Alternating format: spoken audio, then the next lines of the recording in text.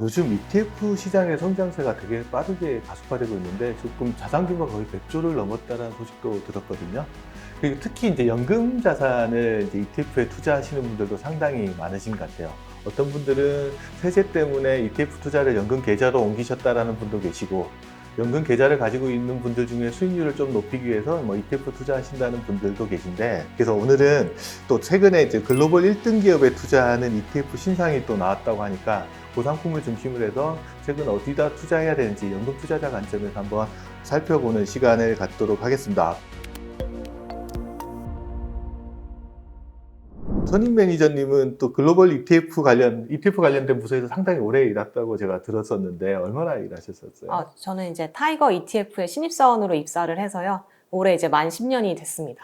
찐이시네, 찐. 네, 찐입니다. 네. 글로벌 ETF 운용팀에서는 정확하게 어떤 일 하시나요? 저는 이제 타이거 ETF에서 해외형 ETF 운용을 담당을 하고 있고요. 이뿐만 아니라 이제 투자자분들의 수요를 파악하고 이제 시장 상황이라든지 이런 유망 산업들을 분석을 해서 ETF를 좀 개발하고 출시하는 업무도 담당하고 있습니다. 상당히 중요한 일이신 것 같은데 네. 뭐 시장 상황이나 산업 분석 같은 것들 장기간 이렇게 해오다 보면 네. 시기별로 어떤 시장을 주도하는 기업들 같은 것들이 있을 것 같아요. 그런 트렌드나 네. 흐름 같은 것들이 있을 것 같은데 어떤가요? 제가 한 가지 이제 그래프를 준비를 했는데요. 이제 MSCI 월드 지수입니다. 이 지수 같은 경우에 이제 글로벌리 가장 주식 시장을 잘 대변하는 지수로 꼽히는 지수인데요. 이 지수를 이제 좀 시기별로 쪼개서 살펴보시면은 그 시기마다 이제 시장의 변화에 잘 대응하고 또 특정 산업에서 혁신을 일으켜온 기업들이 그 시장을 좀 주도하는 역할을 했다는 것을 알 수 있습니다. 그림 보니까 이제 1980년대부터 이렇게 쭉 시작되고 있는 것 같은데, 네. 뭐 1980년대, 90년대 시장을 주도했던 산업이나 뭐 주식 같은 건 어떤 게 있나요? 일단 1980년대에서 1990년대까지는요, 이제 석유 파동의 여파가 좀 있었습니다. 이때 당시에 이제 산유국들이 이제 석유를 무기화하는 정책을 시행을 하고, 이제 이란 혁명으로 인해서 석유 가치가 이제 폭등하는 사태가 일어났었는데요. 이때는 이제 그래서 정유 기업인 이제 엑소모빌과 같은 기업들의 가치가 크게 올랐고요. 또 이때 당시에는 이제 IBM이 이제 지금 저희가 사용하는 PC의 시초 모델이라고 할 수 있는 퍼스널 컴퓨터 5150이라는 제품을 선보이면서 이제 개인 PC 시대를 열면서 이때 또 혁신을 주도하며 이때의 시장을 주도했습니다. 전체적으로 보면 거의 그 석유 파동 끝날 무렵, 네. 그리고 IT 쪽에서 컴퓨터가 막 시작되는 시기가 그때 80년대, 90년대 이때 같은데, 네. 그럼 90년대 지나면서부터 저 기억나는 거, 90년대부터 2000년대에 딱 떠오르는 건 인터넷 같은데, 그때 흐름 어땠나요? 맞습니다. 이제 1990년대는 이제 인터넷 사용이 원래는 좀 큰 기업이나 연구소에서만 사용이 가능했었는데, 요 시기에 이제 이르러서는 이제 일반 회사나 개인 가정에서도 이제 인터넷을 많이 사용하는 이제 보편화되는 시기라고 할 수 있겠고요. 마이크로소프트가 이제 PC 운영 체계에 인터넷을 결합할 형태인 윈도우 95. 지금의 이제 마이크로소프트를 지금의 같은 대기업으로 만든 그런 제품을 출시를 해서 또 산업의 혁명을 이끌었고요. 저는 개인적으로 네. 그 전에 도스라는 것을 써봤거든요. 네.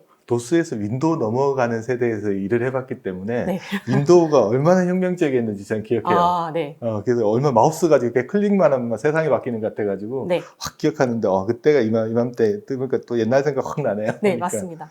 또 이 이후에는 또 인터넷 이제 속도가 굉장히 빨라지면서 초고속 인터넷 시대가 열리면서 이제 포털 기업인 야후라던가 또 전자상거래 시대가 열리면서 아마존과 이베이 같은 기업들의 가치가 또 크게 오르며 시장을 주도했습니다. 2000년대 접어들면서 또 닷컴 버블이 꺼지고 막 이런 여러 가지 있었던 것 같은데 사건이. 네. 그때는 어땠나요, 좀? 2000년대 같은 경우에는 이제 닷컴 버블의 여파가 이어지고 또 9.11 테러 같은 사건이 발발하면서 경제 상황이 별로 좋지는 못했습니다. 요 시기 같은 경우에는 이제 수익성을 안정적으로 창출하는 이제 뭐 화학회사인 듀폰이나 마스터카드 같은 기업들의 투자자들의 자금이 몰리면서 이때 시장을 좀 방어하는 역할을 했다고 볼 수 있겠습니다. 그림을 봐도 주가가 이렇게 상향하기보다는 약간 횡보하는 모습들 네. 보이는 것 같은데, 네.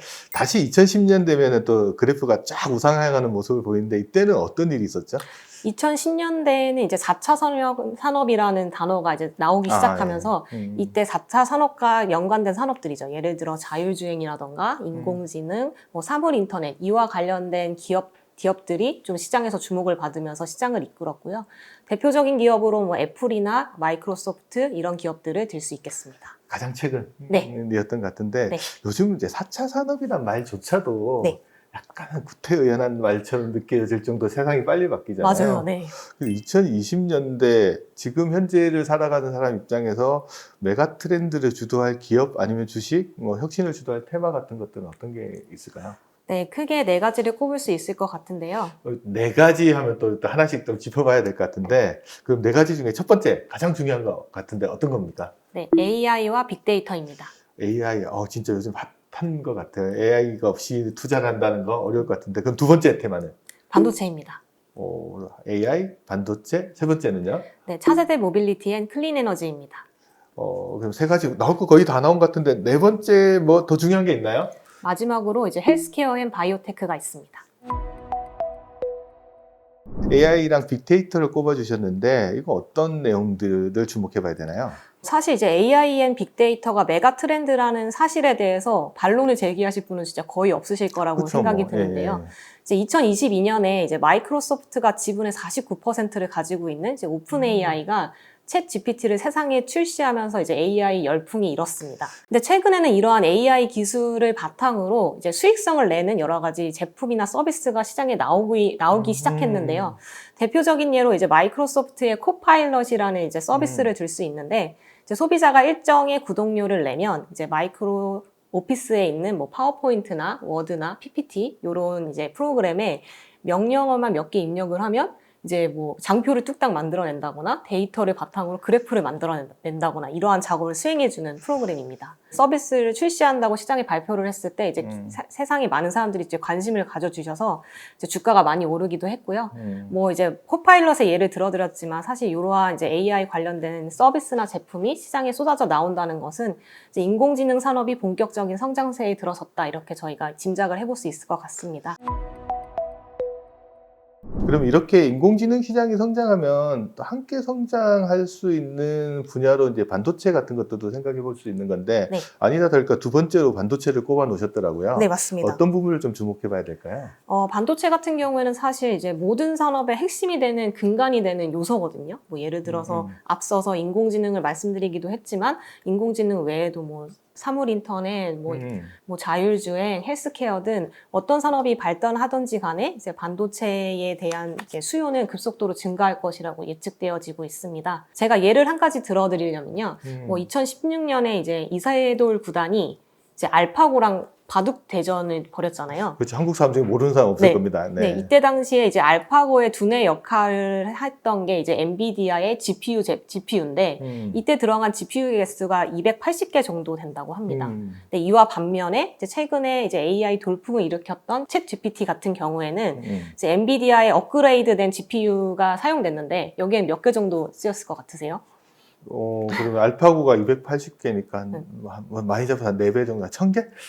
지금 10,000개 정도가 쓰였다고 하거든요. 와, 그러면 엄청나게 많이 들어가는 건데, 솔직히 전 GPU가 어떤 컨셉인지 모르겠지만, 숫자로만 놓고 봤을 때도 네. 상당히 많은 부분들이 들어가고, 이게 또 다 반도체로 다 되어 있다는 말씀이신 거죠? 네, 맞습니다. 예. 그러니까 단 몇 년의 세월이 사실 흘렀는데 이제 필요한 반도체 수가 이렇게 급격하게 늘어나는 것을 보면은 앞으로 반도체 시장의 성장세에 대해서 조금 저희가 짐작을 해볼 수 있을 것 같고요.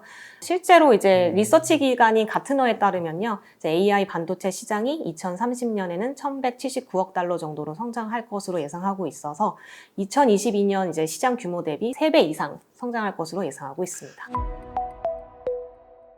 최근에는 또 이것 말고 이상기후 뭐 이런 거 막 주목되면서 그린 에너지, 네. 그다음에 차세대 모빌리티 이런 쪽에 대한 관심들도 상당히 높아지고 있잖아요. 네. 어떤 부분을 조금 주목해 봐야 될까요? 제가 생각하기에는 이 그 차세대 모빌리티 앤 클린 에너지 이 테마가 가장 이제 인류가 직면한 시급한 과제라는 생각이 듭니다. 우리나라 같은 경우에도 올해 진짜 비도 많이 내리고 그죠, 너무 기후도. 더웠잖아요. 기후라는 것도 진짜 내 삶에 바로 영향을 미치는 네. 부분들이니까 되게 관심 많은 것 같아요. 그래서 예. 우리나라를 비롯한 이제 여러 국가들이 이상기후로 인해서 굉장히 고통을 받고 있기 때문에 이제 많은 국가들이 이제 탄소 중립 선언을 하고 있고 실제로 이제 이미 2020년 같은 경우에는 120여 개국이 탄소 중립을 선언하고 2030년까지 이제 온실가스 감축 발표를 선언하기도 했습니다. 많은 국가들이 이제 탄소 제로 정책을 시행하기 위해서 네, 그렇죠. 예. 이제 주된 방법으로 이제 전기차 활성화 정책을 펼치고 있고요. 이에 따라서 이제 차세대 모빌리티 산업의 성장도 굉장히 크게 성장할 것으로 예측되고 있습니다. 전기차 대표 기업 하면 우리가 뭐 테슬라 뭐 이 정도? 네. 근데 BID 이 정도 있고 2차 전지 기업으로는 뭐 CATL, 네. 한국에는 뭐 또 다른 기업들도 있지만 네. 이런 기업들에 대한 투자 부분들에 대한 전망들도 상당히 괜찮을 것 같아요. 그러면은. 네, CATL이나 BYD 같은 경우에도 이제 글로벌 이제 전기차나 배터리 1위, 2위 업체들이기 때문에 경쟁력을 상당히 보유한 업체인 것은 확실한 것 같습니다.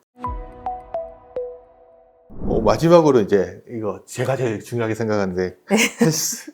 그렇죠. 오래 네. 사는데 건강하게 오래 살아야 되거든요. 네. 헬스케어랑 뭐 바이오테마에 대한 것들, 특히나 요즘은 비만 치료에 대한 관심들이 되게 많은 것 같은데 네. 이 부분도 좀 주목해 봐야 될 테마인 것만큼 분명한 것 같은데 네. 어떤 점을 좀 봐야 될까요? 최근에 진짜 비만 치료제 시장에 대한 관심이 정말 크게 늘었는데요. 제 주위에만 좀 살펴봐도 실제로 뭐 비만 치료제를 복용하거나 뭐 이렇게 주사를 맞거나 이런 친구들이 많이 늘었더라고요. 이런 것을 보시면 이제 비만 치료제 시장이 정말 우리 삶 속에 가까이 이제 존재하고 있구나 이런 걸 좀 느낄 수 있을 것 같고요.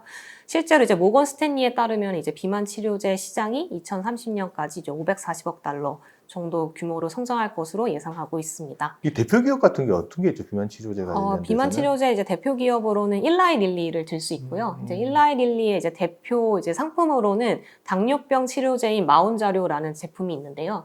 이 제품 같은 경우에는 이제 당뇨병 치료제로서의 효과뿐만이 아니라 비만 치료제로서의 효과도 굉장히 크게 이게 당뇨병 치료제인데 네. 비만 치료제로도 같은 효과를 나타내는 네. 거군요. 그러니까 마지막 임상 실험에서 그 이제 체중 감소의 효과가 22.5%로서 나왔는데 이 수치가 지금 기존에 출시되어 있는 경쟁사들 제품 대비해서 효과는 훨씬 크되 또 부작용은 작아서 시장에 출시되었을 때 그 성장세가 엄청나게 클 것으로 저도 관심 많이 갖고 있습니다.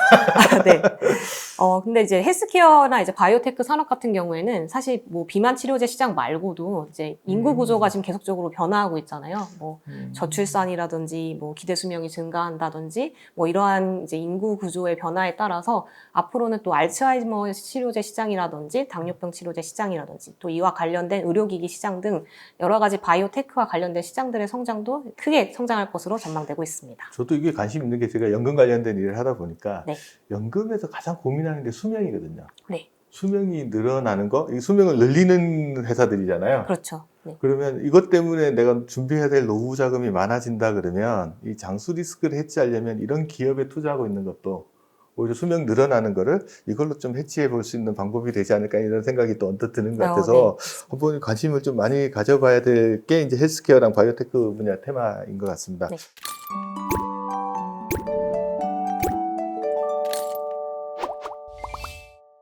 말씀해 주신 이제 메가트렌드 분야 같은 경우는 이제 우리가 뭐 바로 실생활에 적용할 수 있는 부분도 있고, 그다음에 언론에서 많이 언급돼가지고 사람들이 많이 좀 익숙한 부분들도 많을 것 같아요. 근데 방법이 좀 문제일 것 같은데, 이거를 뭐 ETF나 뭐 펀드로 투자하는 사람도 있고, 사실상 요즘 뭐 직구로도 많이 사시는 분들도 있을 것 같은데, 해외 주식에 직접 투자하는 것들 현황과 거기에 대해서는 조금 어떤 생각을 가지고 계신지 한번 말씀해 주시죠. 제가 이제 그래프를 하나 준비를 했는데요. 이 그래프 같은 경우에는 2018년부터 이제 예탁결제원에서 해외 주식 이제 직구를 하시는 분들의 이제 결제 금액 추이를 가져와 보았습니다. 이제 보시면은 이제 작년에는 잠시 주춤하는 추세를 보이기는 했는데 2018년대부터 계속 결제 금액이 이제 증가하는 추이를 확인하실 수 있고요. 이거를 보면 정말 이제 해외 직구를 하시는 분들이 많은 것을 저희가 이제 유추해 볼 수 있는데, 여기서 제가 한 가지 이제 말씀드리고 싶은 점은 저 이제 해외 직구를 하게 되시면 이제 양도소득세 22%를 내셔야 되거든요. 세금이 문제다? 네, 세금이 좀 이제 큰 비중으로 좀 지출을 하시게 되는데, 저는 이거에 대한 투자 대안을 좀 제시를 해드리고 싶습니다. 어떤 거죠? 바로 이제 해외 ETF 투자가 바로 대안이 될 수 있을 것 같고요. 이제 ETF 같은 경우에는 이제 뭐 대표적인 저비용 상품이기도 하고, 또 한 주만 매수를 해도 여러 가지 종목에 분산 투자할 수 있는 장점이 있고요. 또 뿐만 아니라 이제 ETF 같은 경우에는 세금이 이제 15.4%로 이제 배당 소득세를 지불하게끔 되어 있어서 양도소득세인 22%보다는 좀 세금적인 측면에서도 유리합니다. 좀 세금도 그렇지만 저는 개인적으로 이 많은 종목들을 네. 일일이 찾는 것도 일단 그렇죠. 쉽지 않고, 두 번째 이걸 찾는다고 하더라도 포트를 구성하면 그 금액이 너무 커져가지고 네. 개인 투자자가 소액으로 투자하기는 조금 만만치가 않은 것 같아요. 그 포트폴리오 만들어가지고 하다 보면 이거 어느 게 더 중요한지도 잘 모르겠고, 그래서 그런 관점에서 보면 ETF가 상당히 좀 매력적인 것 같아요. 글로벌 메가 트렌드를 이끌어가는 이런 연금 계좌 에서 이런 ETF들을 투자하는 것들 상당히 매력적인 것 같은데, 그러니까 연금에서 투자할 수 있는 메가트렌드에 투자할 수 있는 ETF 같은 것들이 꽤 많이 나와 있지 않나요? 네, 맞습니다. 사실은 이제 메가 트렌드에 투자하는 ETF는 시장에 많이 상장되어 있습니다. 제가 이제 또 표를 또 준비를 했는데 많이 준비하셨네요. 많이 준비했습니다. 오늘을 네. 위해서. 네. 네, 지금 보시면은 이제 메가 트렌드에 이제 투자를 하는 이제 ETF 상품들을 이제 상위 이제 순자산 기준으로 15개 정도를 가져와 보았는데요. 보시면 뭐 반도체도 있고 뭐 메타버스도 있고 2차 전지도 있고 굉장히 많은 이제 산업과 관련된 ETF들이 출시되어 있는 것을 확인할 수 있습니다. 또 뿐만 아니라 이제 보시면은 또 전기차나 반도체 ETF 같은 경우에는 순자산 규모가 또 굉장히 큽니다. 이것을 보시면은 이제 많은 개인 투자자분들이 이러한 상품에 굉장히 관심이 많으시다는 것을 알 수 있고요. 또 이 중에서는 또 제가 한 가지 또 소개해드리고 싶은 상품이 하나 있습니다. 어떤 거예요? 네, 지금 바로 제가 운영하고 있는 이제 타이거 글로벌 아하. 혁신 블루칩 탑10 ETF입니다. 타이거 글로벌 혁신 블루칩 탑10 ETF 네. 이거 완전 신상인 것 같은데 네. 이거 주로 어떤 거에 투자하는지 기존에 나와 있는 거랑은 뭔가 좀 차별성이 있으니까 새로 또 내놨을 거 아니에요? 맞습니다. 그럼 기존에 메가트렌드 투자하는 거랑은 좀 어떤 차이점이 있는 건가요? 이제 앞서 보여드린 상품들 같은 경우에는 뭐 반도체면 반도체, 인공지능이면 인공지능, 메타버스면 메타버스 이렇게 한 가지 테마에 집중돼서 투자한 형태가 대부분입니다. 그렇죠. 예, 이와 반면에 이제 타이거 글로벌 혁신 블루칩 ETF 같은 경우에는 이제 8월 29일에 출시된 굉장히 뜨끈뜨끈한 이제 신상인데요. 4가지 다른 테마를 이제 선별을 해서 이와 관련된 블루칩 종목 10종목에 집중 투자하는 방식이라서 이러한 방식의 ETF는 좀 처음이라고 보시면 될 것 같습니다. 아, 그러면 이건 어떤 식으로 좀 구성이 되어 있는지 조금만 더 자세하게 한번 설명해 주셨으면 좋겠어요. 타이거 글로벌 혁신 블루칩 같은 경우에는요, 이제 세상을 변화시킬 혁신을 주도할 기업들, 그러니까 우선적으로는 이제 세상을 변화시킬 혁신 테마를 4가지를 선정을 하고요. 이와 관련된 이제 블루칩 종목 이제 10종목을 선별해서 압축적으로 투자하는 ETF라고 할 수 있고요. 이제 방법론을 조금 더 자세히 설명을 드리면 우선 이제 앞서 말씀드린 이제 4가지 테마 아까 말씀드렸죠. AI 앤 빅데이터, 반도체, 또 이제 차세대 모빌리티 앤 클린 에너지, 헬스케어 앤 바이오테크 이 4가지 테마와 관련된 이제 대형주 종목들 중에서 매출액이라던가 뭐 시가총액이라던가 뭐 기업들의 성장성, 수익성 지표를 통해서 1차 종목 스크리닝을 하고요. 이 이후에 이제 각 테마별로 시가총액 1등 기업들을 일단 4가지를 이제 편입을 하게 되고요. 테가 4가지 테마 중에서 무조건 1등 기업 하나는 다 들어가는 네. 거네요. 이거 이제 총 10종목이기 때문에 이제 6종목이 남잖아요. 그쵸, 그 6 예. 종목은 이제 1차 스크리닝을 한 종목들 중에서 이제 시가총액 순으로 편입을 하되 이제 뭐 신흥국, 선진국, 상한선, 개별 테마 상한선 이런 것들을 고려를 해서 편입을 하게 됩니다. 그러면 테마별로도 상한선이 정해져 있고 네. 그러니까 선진국에만 투자하는 게 아니고 신흥국에도 같이 그렇죠. 분산 투자하기 위해서 좀 그렇게 고려를 했습니다. 그게 이제 조금 좀 차이 나는 부분들인 것 같은데 네. 그러면 이제 이 10개 종목을 지금 구성을 해놨잖아요. 네. 이게 영구불변인가요? 아니면은 아까 말했던 그 조건에 따라서 다시 정기적으로 이걸 뽑아가지고 리밸런싱을 해서 종목이 바뀔 수도 있는 건가요? 네, 종목은 충분히 바뀔 수 있고요. 뭐 10종목이 편입되어 있는데 이 종목들이 뭐 시가총액이 감소한다거나 아니면 앞서 말씀드린 수익성, 성장성 지표를 충족하지 못했을 경우에는 편출될 수 있고요. 또 반대로 후순위 종목들 중에서 뭐 좀 기업 가치가 상승한다거나 뭐 시장에 주목을 받는 경우죠.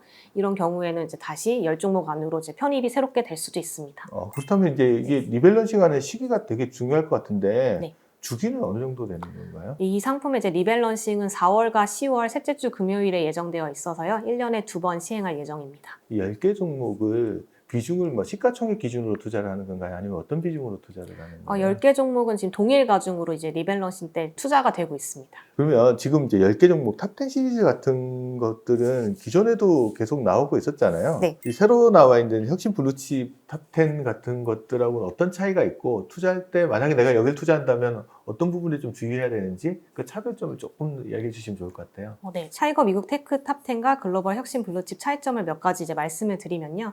첫째 같은 경우에는 이제 테크 탑10 같은 경우에는 이제 기술주에 집중된 포트폴리오인 반면에 글로벌 혁신 블루칩 같은 경우에는 이제 4가지 서로 다른 테마로 구성이 되어 있다는 점이 다르고요. 또 둘째로 이제 포트를 구성하는 방식이 이제 테크 탑10 같은 경우에는 시가총액 가중 방식이고요. 반면에 이제 혁신 블루칩 같은 경우에는 동일 가중으로 이제 분산 투자된 점이 좀 차이점이 있겠습니다. 또 예를 들어서 또 이제 국가 같은 측면에서도 테크탑10 경우에는 미국에 좀 집중이 되어 있는 반면에 이제 혁신 블루칩은 이제 여러 국가로 구성된 점이 좀 차별화되어 있고요. 저희 글로벌 혁신 블루칩 같은 경우에는 이제 종목 스크리닝 시 이제 뭐 기업의 수익성 구조랑 매출 구조, 뭐 안정성 지표 등을 봐서 이렇게 스크리닝을 하고 있기 때문에 강세장에서는 좀 시장을 견인하고 약세장에서는 좀 주가를 방어하는 이제 변동성이 좀 낮은 그런 특징을 가지고 있습니다. 혁신 블루칩 ETF 관련돼서 이제 미국의 다른 지역, 그러니까 대표적으로 뭐 대만이나 중국에 들어가는 거잖아요. 네. 그 기업들 중에 BYD나 뭐 CATL 같은 것들이 들어가는 게 눈에 띄기는 하는데 이 기업들이 최근에 조금 안 좋아서 네. 이 부분에 관련된 질문들도 좀 많이 받으실 것 같아요. 어떤가요? 네, 질문을 굉장히 많이 받는데요. 사실 이제 중국 전기차 시장이 글로벌 1위 시장인 것은 이제 불변의 진리이고요. 사실 이제 전기차 시장을 이제 대표하는 기업이 이제 BYD랑 이제 CATL 이렇게 기업들을 관련 기업으로 뽑을 수 있는데 이제 BYD 같은 경우에는 사실 이제 작년 2022년에 이제 전기차 판매량 순위를 매겨보면 이제 테슬라를 제치고 1위를 할 정도로 되게 굉장히 성장세가 좋습니다. 또 CATL 같은 경우에도 이제 글로벌 배터리 시장에서 시장 점유율을 1위를 기록하고 있고 또 BYD 같은 경우에도 이제 LG 에너지 솔루션과 2, 3위 기업을 이제 시장 점유율을 다툴 정도로 굉장히 좀 경쟁력이 있는 기업입니다. 또한 이제 BYD와 CATL이 이제 생산하는 이제 배터리가 이제 LFP 배터리라는 것이 있는데 이제 이 배터리가 이제 굉장히 안정성이 높은 반면에 가격은 또 굉장히 저렴하기 때문에 이제 해외 글로벌 이제 전기차 이제 업체들에게 그 실력을 인정받아서 수출량도 굉장히 늘어나고 있습니다. 그러니까 그런 부분들 단기적으로는 좀 우려가 있기는 하지만 네. 전체 성장을 가는 관점에서는 포트폴리오에 넣고 가져가는 게 또 네. 바람직하다는 생각들이 있는 거네요. 네, 요 두 기업이 굉장히 이제 경쟁력을 갖춘 기업이다 이렇게 말씀드릴 수 있을 것 같습니다. 근데 뭐 기업의 뭐 주가를 싸다 비싸다 이렇게 판단하는 게 정말 힘든 것 같아요. 특히나 이제 성장주 같은 경우는 미래 전망이 들어가 있는 부분들이라서 네. 상당히 판단하기가 어려운데 뭐 투자자들 입장에서는 진짜 싸게 사서 비싸게 팔면 참 좋겠지만 그게 언제가 더 싼지는 판단하기는 진짜 사실상 어려운 부분들이 있어서 ETF를 투자하는 입장에서도 이제 이 고민은 있는 것 같아요. 네. 지금 사는 게 싼가? 비싼가? 이런 고민을 하시는 분들한테는 어떤 조언들을 좀 해주실 수 있을 것 같아요? 주식이나 ETF의 매매 타이밍을 잡는다는 것은 사실 좀 신의 영역이라고 할 정도로 굉장히 어려운 어려운 것이기 때문에요. 저는 이제 투자를 하시려는 이제 분들에게 장기적인 시야를 보고 이제 ETF나 주식 투자를 하시기를 좀 권해드리고 있습니다. 사실 이제 주가라는 것이 그 기업의 이제 개별 기업의 이제 밸류에이션에 의해서만 정해지는 것이 아니라 또 그때 당시에 또 시장 상황이라든지 수급 요인에 의해서 결정되는 것이기 때문에 이제 단기적으로는 이제 주가가 좀 변동이 심할 수는 있지만 장기적으로는 이제 성장성이 있는 기업 같은 경우에는 이제 주가가 상승하기 때문에 좀 그런 시각을 가지고 투자를 하시길 권해드리겠습니다. 연금 계좌에서 요즘 ETF 투자하시는 분들 꽤 많이 늘어나는데 네.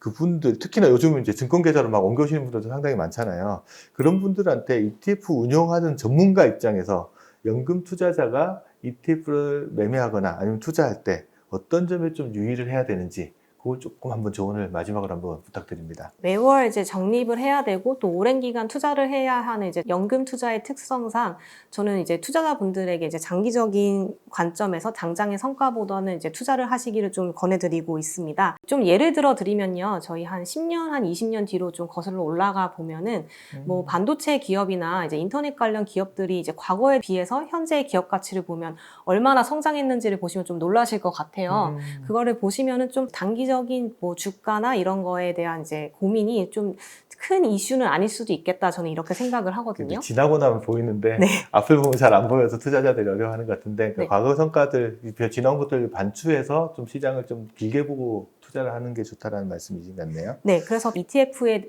매매 타이밍을 좀 보시기보다는 앞으로 또 어떤 산업이 성장할 것인지 그 산업 중에서도 어떤 기업이 혁신을 가져가고 있는지를 보시는 게 좀 더 좋은 투자 방법이 될 것 같습니다. 근데 제 생각에는 좀 개인 투자자분들이 이러한 고민을 하시기는 좀 어려울 거라고 생각이 들거든요. 그래서 이제 이미 ETF에 굉장히 많은 상품이 상장되어 있기 때문에 한번 이제 상품들을 살펴보시면 좋을 것 같고요. 또 이제 계속적으로 소개해드린 저희 타이거 글로벌 혁신 블루칩 같은 경우에는 또 어떤 산업이 유망할 것인가 이런 고민 필요 없이 왜냐하면 이제 유망한 산업을 이미 다 모아놨으니까 이러한 고민 없이 좀 투자를 할 수 있는 그런 것에 좀 최적화된 상품이 아닌가 연금 투자의 약간 끝판왕 버전이 아닌가 이렇게 생각이 듭니다.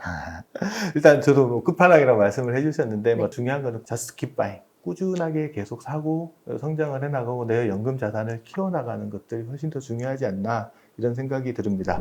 오늘은 미래세 자산운용의 글로벌 ETF 운용 김지현 선임 매니저와 함께 연금에서 글로벌 혁신 기업에 투자하는 방법에 대해서 자세히 살펴봤습니다. 함께 시청해 주셔서 정말 감사합니다. 감사합니다. 감사합니다.